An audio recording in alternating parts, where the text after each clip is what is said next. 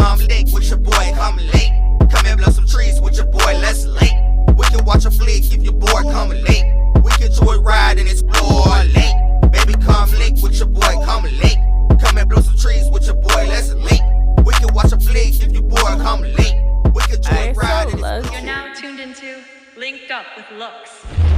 Yo, what's going on? It's your boy Lux, and today's episode is called Realizing You Are Just an Option. And once you realize that, I promise you, you will live a better life, you will be happier in life, and you wouldn't stress as much. People today, this generation, the way society is, the ease of being able to have multiple people at your fingertips, it's hard to find someone you can trust. It's hard to find someone you can actually genuinely build something with because all of the options. But once you realize you are just an option, you probably wouldn't stress too much once you realize your worth.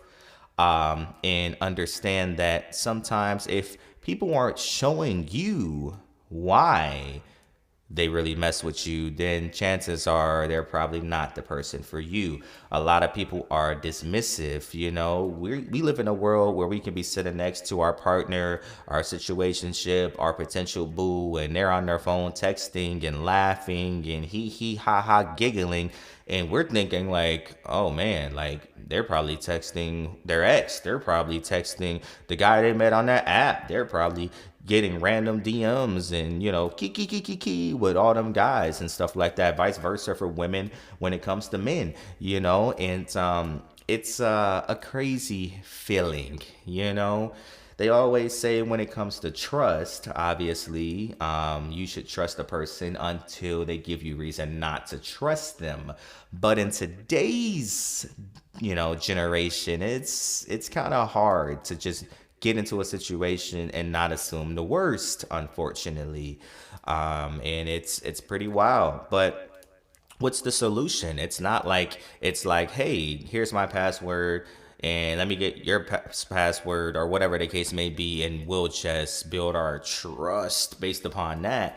That's a bit crazy. And you can't say you trust someone when you feel like you have to, look after what they're doing and, question what they're doing, like that's crazy. Like that's like saying, hey man, I got $30,000 in this bag. Like I trust you to go and take it to my house because I can't do it right now. And whole time when I actually get the bag, I go and pull out all that money and count it.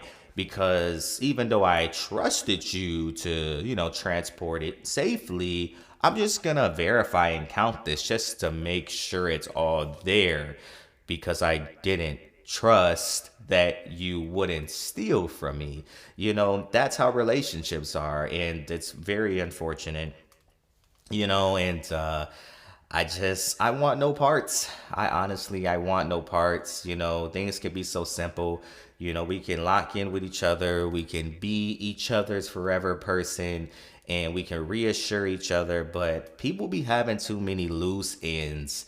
And for me personally, that's what kind of gets me because it's like, I know I'm not perfect, but when I go into a situation, I'm willing to make certain accommodations up to a certain extent to just make sure we're on the same level. Once I establish that we both want this relationship, we both want to be serious, we both want to actually see where things can go. But in this world, it's just so crazy because when we jump into these new situations, people aren't necessarily thinking about like, oh, well, how can we as a unit come together and, agree to disagree or whatever. It's either me, what I want, or you, what you want. And it's like, if you have that same demeanor, I don't think you're going to be compatible because they say opposites attract. But if we're the same way, we've been hurt the same way, we've dealt with similar situations, it's just not going to work. And if you're thinking for a split second that your person might not be talking to somebody else, just walk outside. Just step outside. Look around you. I mean, we're not that special, you know? I mean, we have our pros and we have our cons, but it's not like we're that special where somebody can say, "Hey, I choose you," and they can't show it. And I feel like a lot of things we rush into these days, we rush into relationships, we rush these dynamics, we rush these labels and titles, and we rush, certain things that maybe should have waited, like meeting the family, meeting the friends. So when you do that, you establish these higher expectations overall. That's kind of the problem as well.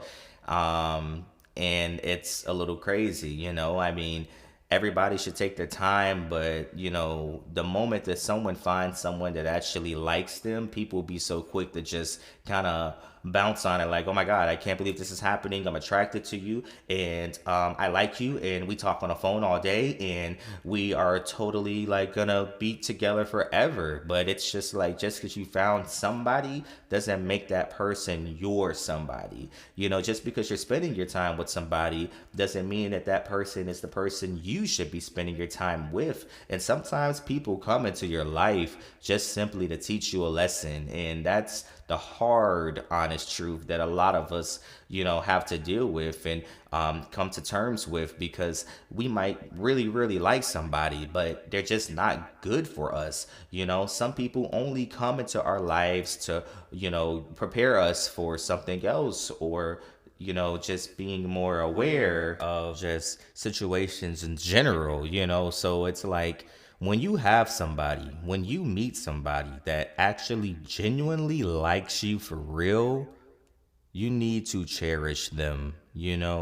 Sometimes we put a lot of emphasis on certain things that really don't matter that much, because of our options. We feel like, well, if you can't do it, I can find somebody else that can do it. Or if they can't do it, I can find somebody else that can do it. And you might very well be able to find someone else that might do what you want them to do, but now where's their flaw?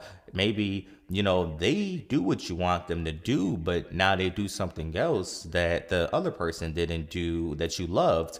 So now it's like, you're never gonna find that perfect individual. So that's why they say communication is very crucial, because it's like, if you can have an open conversation with your partner and genuinely hear each other out, not just talk at each other, if you can genuinely hear each other out, you can make it work. And if you can't make it work, then hey, they can leave or you can leave, and that's perfectly fine. But people pursue those who don't necessarily like them for real. Like, you can go after, just an example, a girl with a little booty, and then it's like, okay, she has a little booty, but she's loving, she's caring, she cleans up, she knows how to cook, she does this, she does that. And then sometimes men might be like, "Oh man, yeah, she does all of that, but I want the Instagram big booty model." So then you go and get that big booty model, or you try to do everything you can to obtain that. Then you finally obtain it. At what cost? What price? What did you have to sacrifice to get that opportunity? But boom, you got the opportunity. Great. You got the Instagram big booty model. That's cool. That's fine. But she doesn't cook, she doesn't clean, and she doesn't really like you for real, because her options are through the roof.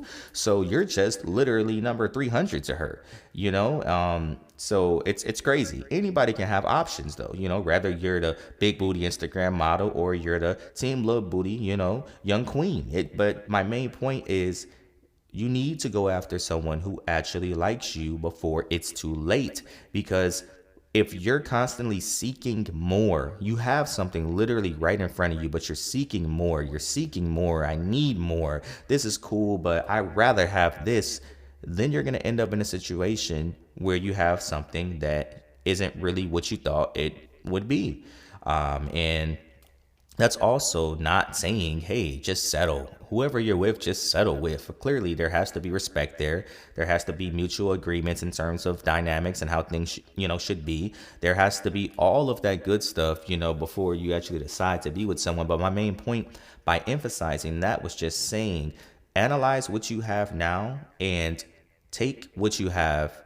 If you have someone who genuinely likes you, don't take them for granted, but also take full advantage of the situation in terms of being appreciative and realizing, man, I got somebody that really, really likes me. For real. I mean, you can literally walk outside. You're going to see all type of options, because once that girl is fed up with you, she can go outside, like I just said, and she can go get him. She can go try to get him. She can go try to get him. She can text him. She can text them, and that's not going to make you feel good. Because how did you have someone who actually genuinely cared for you, someone who was really willing to, bend over backwards for you, and you fumbled them? Because why? You never thought that they would leave. You never thought that they would wake up one day and say, you know what, man, I've been pouring and pouring and pouring into this guy's cup. And to be quite honest, he's not giving me that same energy back. But in your world, you're looking at it like, well, I'm just going with the flow. Like, you like me. She's going to always like me. She's always going to be around until she's not. And then boom, you're just an option. You are just an option. And, men don't like when women actually, get boss up and have a realization and be like, you know what? Yeah, it was cool. It was great. I did everything for you, to the best of my ability, but I need to go find somebody who actually appreciates me. Men don't like that, and it's like, then men want to have a realization moment and be like, wow, man, I actually did have someone that washed my clothes. I actually did have someone who called me every day and checked on me, and we talked all day and asked me, did I eat? And asked me, did I need anything? Does she need to bring anything to work? Do I need a snack? She packs my lunch, and, once men lose that, and then they go and get what they thought they wanted and realize that the grass is not greener on the other side, yeah, that's when men be like, wah, wah, wah, wah, wah. So it's just crazy. It's just crazy, it's just a lot of people on this planet, and you have to, love who loves you. Be grateful for those who love you. Be grateful for those who support you. Be grateful for those who appreciate you, and be grateful for those who teach you. Be grateful for those who are patient with you. Be grateful for those who literally can know you're at your lowest and still keep a smile on their face in support to try to uplift you. Whole time, who knows what they got going on, but here they are trying to be in your corner and uplift you. Did you ask about how she's doing or he's doing, vice versa, whatever the case may be? Did you ask, are they okay? They always ask you, did you eat? Did you ask them, did they eat? Did you buy them lunch today? Or do you just take because you think it's always going to be there, because you think they're never going to stop? You think they're just so madly in love with you because you're just top dog. You think they're always going to be accessible until they're not. And then when they're not, that's when you be like, man, I once had something great. I once had something great. It's your boy Lux. Thanks for tuning in to today's episode. I appreciate the love and support. And like I said, if you have someone who genuinely cares for you, even when you're at your lowest, when you don't have a haircut, when you don't have the best clothes, when your shoes are a little dusty, when your breath a little stank, love and appreciate them. Be grateful for them. Be patient with them the same way they are patient with you, because you might just be missing out on something that you always wanted. I'm out.